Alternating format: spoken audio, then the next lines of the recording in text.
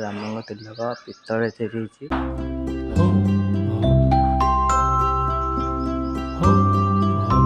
ତ ଆମେ ଜୟ ଜଗନ୍ନାଥ, ମୁଁ ହେଉଛି NK ସିନୁ ବ୍ଲଗର। ୱେଲକମ୍ ହେଉଛି ଆମର ଗୋଟେ ନୂଆ ଭିଡ଼ିଓକୁ।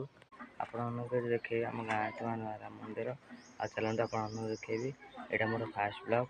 ଜାଣିଛି ଆପଣମାନେ ବହୁତ ମୋତେ ଭଲ ପାଇବା ଯେ, ଚାଲନ୍ତୁ ଯିବା ଭିତରକୁ, ଚାଲନ୍ତୁ ଦେଖିବା। ଆମ ଗାଁରେ ଏବେ ନୂଆ ରାମ ମନ୍ଦିର ତିଆରି ହେଉଛି। ଏଇଟା ଆଉ 2-3 ବର୍ଷ ଭିତରେ କମ୍ପ୍ଲିଟ୍ ହେଇଯିବ। ଚାଲନ୍ତୁ ଯିବା ଭିତରକୁ ଦେଖିବା। ଚାଲନ୍ତୁ ଆପଣମାନଙ୍କୁ ମନ୍ଦିର ଭିତରକୁ ଯାଇ ଦେଖାଉଛି, ଚାଲନ୍ତୁ ଯିବା। ଆଉ ଆପଣମାନଙ୍କୁ ଯଦି ମନ୍ଦିରଟି ଭଲ ଲାଗିଲା ନିଶ୍ଚିନ୍ତ କମେଣ୍ଟରେ ଦର୍ଶନ ଲେଖିବା। ଏଇଟା ମୋର ଫାଷ୍ଟ ବ୍ଲଗ୍। ଜାଣିଛି ଆପଣମାନେ ବହୁତ ମୋର ସପୋର୍ଟ କରିବେ, ଆପଣଙ୍କ ସପୋର୍ଟ ମୋତେ ଆଗକୁ ନେବେ। ଚାଲନ୍ତୁ ଯିବା ଭିତରକୁ। ଦେଖନ୍ତୁ ଏଇଠି ଗୋଟେ ରାମଙ୍କ ତିଲକ ପିତ୍ତଳରେ ତିଆରି ହେଇଛି। ଚାଲନ୍ତୁ ଭିତରକୁ ଯିବା। ଦେଖିବା ଏଠି ସବୁ ଠାକୁରଙ୍କ ସବୁ ଯେଉଁ ଜିନିଷ ଥୁଆ ହେବ। ଦେଖନ୍ତୁ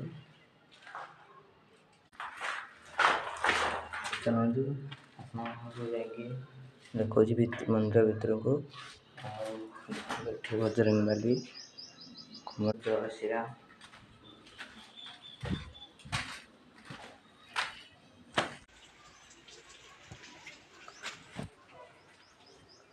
ଚାଲନ୍ତୁ ଆପଣମାନଙ୍କ ମନ୍ଦିର ଚାରିପଟ ଯାଇକି ବୁଲେଇକି ଦେଖାଉଛି ଆପଣମାନଙ୍କୁ। ଚାଲନ୍ତୁ ଯିବା।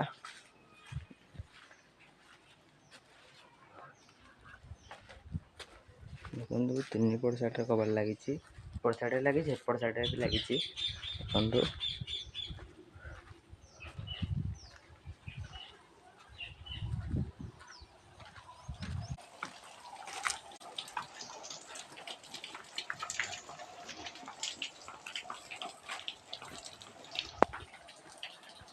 ଦେଖନ୍ତୁ ଏପଟ ସାଇଡ଼ରେ ବି କବାଟ, ଏପଟ ସାଇଡ଼ରେ ଲାଗିନି ଡିଜାଇନଟା।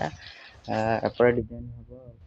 ଆଉ ଗୋଟେ ଏବେ କାମ ବନ୍ଦ ଅଛି। 3-4 ବର୍ଷ ଭିତରେ ଏଇଟା କମ୍ପ୍ଲିଟ୍ ହେଇଯିବ। ଆପଣମାନଙ୍କୁ ନିଶ୍ଚିନ୍ତ ଆସିବେ ଏଇଠିକି ବୁଲିବା ପାଇଁ। ଏପଟ ସାଇଡ଼ରେ ବି ଗୋଟେ ଘରଟା ହେଇଛି। ଦେଖନ୍ତୁ କାମ ଚାଲିଛି ଏବେ। ଚାଲନ୍ତୁ ଏଇପଟେ ଯିବା, ଅଧା କମ୍ପ୍ଲିଟ୍ ହେଇଛି। ଚାଲନ୍ତୁ ଆପଣମାନଙ୍କୁ ଏପଟେ ଯାଇ ଦେଖାଉଛି, ଚାଲନ୍ତୁ ଯିବା। ମୁଁ ଏପଟ ଉପରକୁ ଚଢ଼ିକି ଆସିଲି ହାରି। ଦେଖନ୍ତୁ ଏଇପଟେ ମୁଁ ଆଇଲି।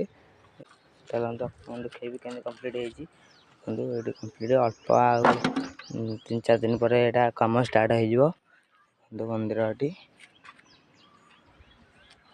ଆଉ ଚାଲନ୍ତୁ ଭଲରେ ଦେଖେଇ ଦେଉଛି ଆପଣମାନଙ୍କୁ। ଦେଖନ୍ତୁ ଏଇପଟେ 2ଟା ରୁମ୍ ଦେଖନ୍ତୁ ଏଠି।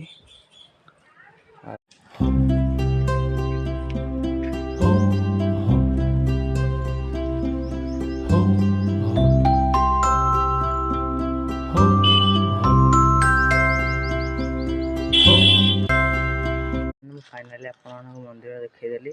ଆପଣମାନେ ନିଶ୍ଚିନ୍ତ କମେଣ୍ଟ କରିବେ ମନ୍ଦିରଟି କେମିତି ହେଇଛି। ଏଇଟା ନୂଆ ତିଆରି ହେଇଛି, ଆପଣମାନେ ନିଶ୍ଚିନ୍ତ ଆସିବେ। ଏଇଟା ଆମର ଫାଷ୍ଟ ବ୍ଲଗ୍।